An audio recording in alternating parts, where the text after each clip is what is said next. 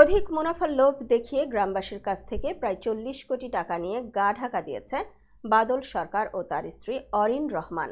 বুধবার দুপুরে নরসিংদীর মনোহরদী উপজেলার এক দুয়ারিয়া ইউনিয়নের চঙ্গভান্ডা গ্রামে এক সংবাদ সম্মেলনে ভুক্তভোগী লোকজন এ অভিযোগ করেন। আমাদের প্রতিনিধি আলামিন জানান, অভিযুক্ত প্রতারক বাদল সরকার উপজেলার চঙ্গভান্ডা গ্রামের হেকিম সরকারের ছেলে।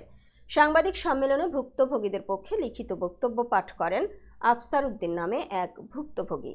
লিখিত বক্তব্যে তিনি বলেন, চঙ্গভান্ডা গ্রামের বাদল সরকার ও তার স্ত্রী অরিন রহমান অধিক মুনাফার লোভ দেখিয়ে চিনি ও সয়াবিন তেল ব্যবসার নামে চঙ্গভান্ডা গ্রামসহ আশেপাশের এলাকার প্রায় 3 শতাধিক মানুষের কাছ থেকে প্রায় 40 কোটি টাকা হাতিয়ে নেয়।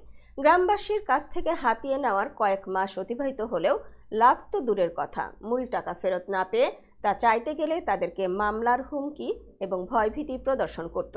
শুধু তাই নয়, টাকা ফেরত চাইলে ভুক্তভোগী আফসার উদ্দিনকে মিথ্যে মামলা দিয়ে পুলিশ দিয়ে ধরিয়ে নেন।